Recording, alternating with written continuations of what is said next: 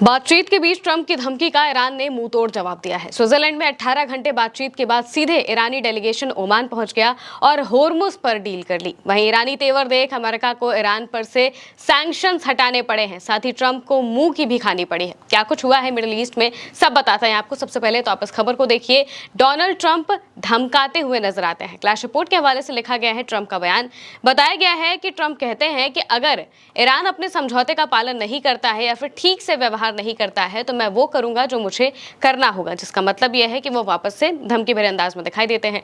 इसके अलावा जब स्विट्जरलैंड के बर्गेनस्टॉक में बातचीत हो रही होती है, जेडी वैंस और ईरान के जो गालिबाफ हैं, सबके बीच में बातचीत हो रही होती है, मीडिएटर्स के थ्रू बातचीत हो रही होती है। इसी बीच में डोनाल्ड ट्रंप पोस्ट करते हैं, धमकी भरा पोस्ट करते हैं और फिर ईरान का डेलीगेशन बताता है कि आखिर वो क्या कुछ कर सकता है। वो सीधे नेगोशिएशंस को बीच में छोड़कर निकल जाते हैं, अपने रूम में पहुंच जाते हैं और साफ तौर से बताते हैं कि इस तरीके की धमकियां अगर आएंगी तो कहीं से भी कोई काम नहीं बन पाएगा। इसके बाद फिर बातचीत खत्म होती है, किसी तरीके से बातचीत पूरी की जाती है और फिर ईरान का जो डेलीगेशन है वो निकल जाता है। पहले कहा जाता है कि ईरान का डेलीगेशन सीधे तेहरान जाएगा, तेहरान के लिए वो निकला है, लेकिन अचानक से उनका प्लेन लैंड करता है ओमान में। ओमान जो कि ईरान का बहुत अच्छा सहयोगी है। मिडिल ईस्ट में अगर देखा जाए तो सिर्फ ओमान ही है जिससे ईरान के बहुत अच्छे संबंध हैं और इस जंग के बीच में भी ओमान और ईरान के बीच में काफी बार बातचीत हुई। मौजूदा वक्त में ओमान के साथ जो डील ईरान कर रहा है वो होर्मुज को लेकर है। होर्मुज स्ट्रेट को लेकर डोनाल्ड ट्रंप बीते दिन ही एक और बयान देते हैं और कहते हैं कि होर्मुज हमारे पूरे कंट्रोल में है, वो खुला हुआ है, वो पूरी तरह से खुला है। इस तरीके की बात करते हैं तो यहाँ पर जो ईरान है वो अपनी चाल चलता है, सीधे ओमान में लैंड करता है, ओमान के साथ बातचीत करता है, क्योंकि ओमान के साथ मिलकर ही होर्मुज स्ट्रेट को कंट्रोल करने की बात ईरान की तरफ से कही जा रही है कि ईरान जो भी होर्मुज के इलाके में टोल लगाएगा वो ओमान के साथ मिलकर लगाएगा। इसी को लेकर बात पक्की करने के लिए वो सीधे ओमान पहुंच जाते हैं। स्पुतनिक के हवाले से खबर भी यहाँ पर देखी गई है, जिसमें बताया गया है कि ईरान के मुख्य वार्ताकार गालिबाफ और विदेश मंत्री अराक्ची ओमान पहुंचे। ईरान का मकसद सुल्तान हैथम के साथ स्ट्रेट ऑफ होर्मुज से जुड़ी व्यवस्थाओं को अंतिम रूप देना है। ये स्ट्रेट ईरान और ओमान दोनों के समुद्री इलाकों से होकर गुजरता है, इसलिए मस्कट की मंजूरी के बिना कोई भी समझौता नहीं हो सकता। यानी कि होर्मुज को लेकर जो भी समझौता करना है, ईरान चाहता है कि उसमें ओमान की सहमति बने और ओमान के साथ मिलकर ईरान समझौता करे। इसी के लिए जो गालिबाफ हैं और अब्बास अराक्ची हैं, ये सब पहुंचते हैं ओमान और काफी देर तक दोनों के बीच में बातचीत होती है और जो बॉडी लैंग्वेज तस्वीरों में निकलकर सामने आती है उनसे साफ पता चलता है कि बहुत अच्छी बातचीत दोनों देशों के बीच में हुई है।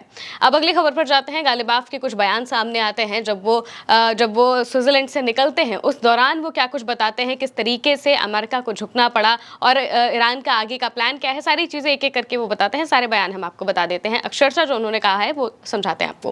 क्लैश रिपोर्ट के हवाले से लिखा गया है कि ईरान के गालिबाफ कहते हैं कि कुछ लोगों का मानना है कि कूटनीति का क्षेत्र सैन्य क्षेत्र के विपरीत है। असल में ये सोच गलत है। सैन्य क्षेत्र में मिली किसी भी सफलता का ठोस फायदा तभी मिल सकता है जब उस जीत को राजनीतिक और कानूनी मान्यता मिले और उसे स्थायी बनाया जाए।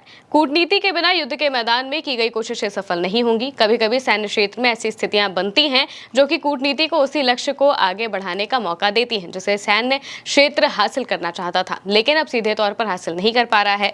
बातचीत संघर्ष का ही एक तरीका और संघर्ष को आगे बढ़ाने का एक जरिया है, इसलिए इन दोनों क्षेत्रों के बीच गलत अंतर बताना गुमराह करने वाली बात होगी। इसके बाद प्रेस टीवी के हवाले से गालिबाफ का एक और बयान आता है जिसमें वो कहते हैं कि अमेरिका के साथ बातचीत का मकसद लेबनान की अपनी जमीन पर पूरी संप्रभुता बहाल करना है और जब तक ये मकसद हासिल नहीं हो जाता हम इसके लिए प्रतिबद्ध रहेंगे। यानी कि ईरान ने एक बार फिर ये बात क्लियर कर दी है कि जब तक लेबनान पर हमले नहीं रुकेंगे तब तक कोई डील फाइनल होगी ऐसा बिल्कुल भी मत सोचिएगा। सबसे पहले तो हमारी जो प्रायोरिटी है वो प्रायोरिटी ही यही है कि लेबनान में जो हमले हैं वो ना हो और पूरा का पूरा जो इलाका है लेबनान का जहाँ पर इजराइल घुसने की कोशिश कर रहा है, आधे साउथ लेबनान के इलाके को उसने अपने कब्जे में कर भी लिया है, तो इन सब पर लेबनान के लोगों की अथॉरिटी हो, वो यहाँ पर रहें, इजराइल आकर ना घुसे, ये बात सुनिश्चित करना इनका मकसद है।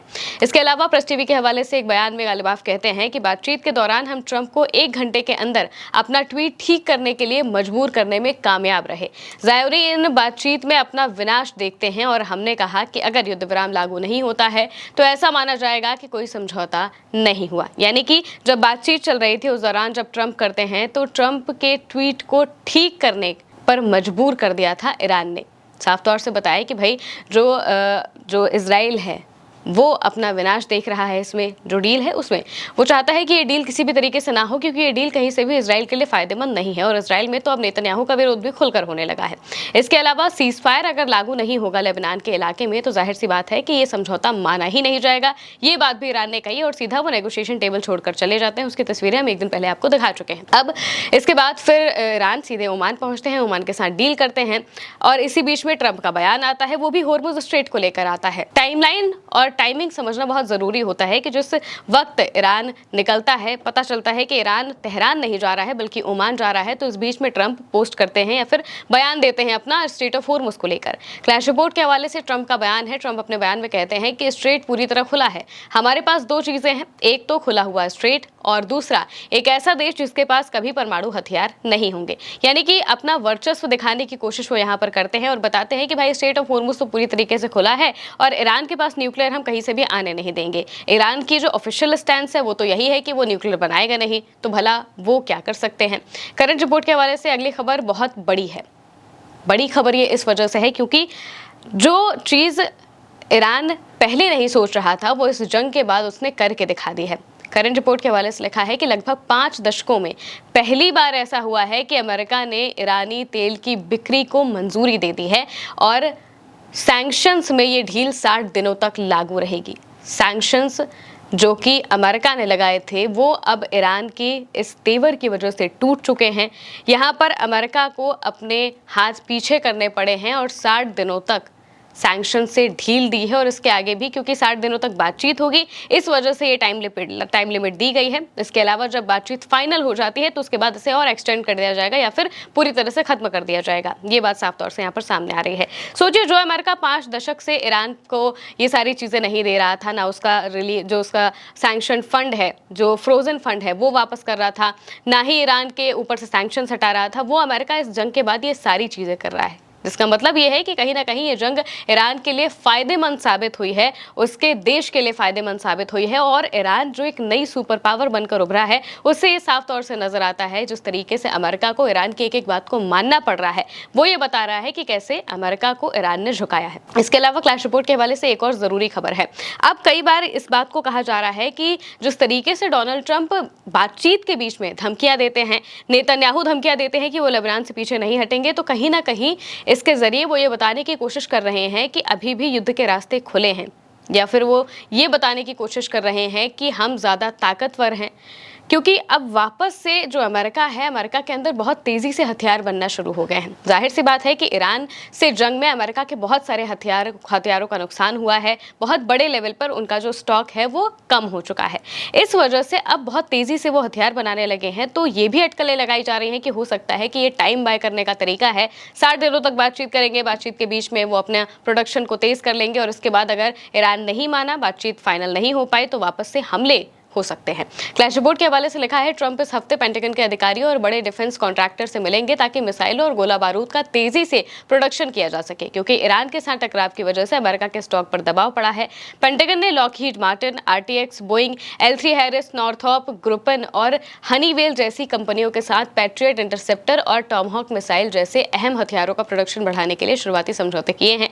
हालांकि इनमें से कई योजनाओं के लिए अभी तक फंड नहीं मिला है, क्योंकि कांग्रेस और प्रशासन डिफेंस बजट पर बातचीत कर रहे हैं। यानी कि अभी फंड नहीं मिला है, लेकिन फिर भी वो बातचीत शुरू कर चुके हैं और बहुत तेजी से चाहते हैं कि जो मिसाइलें हैं, जो इंटरसेप्टर्स हैं, इनका प्रोडक्शन शुरू हो जाए ताकि कभी भी अगर जरूरत पड़े तो उनके पास पर्याप्त मात्रा में हथियार मौजूद हो, ताकि बातचीत हो या फिर जंग हो, दोनों मामले में वो पूरी तरह से काम कर सके। अब यहाँ पर ईरान ने अपना नया जो दाव है वो चला हुआ है ओमान जाकर। इसके अलावा अगली मीटिंग कब होगी ये देखना बहुत जरूरी होगा, क्योंकि 60 दिनों तक इसी तरीके से ऑन एंड ऑफ अमेरिका और ईरान के बीच में बातचीत चलती रहेगी। तो देखना होगा कि आगे क्या होगा। फिलहाल के लिए मेरे यानी महिमा के साथ इस खबर में इतना ही। आप देखते रहिए उल्टा चश्मा।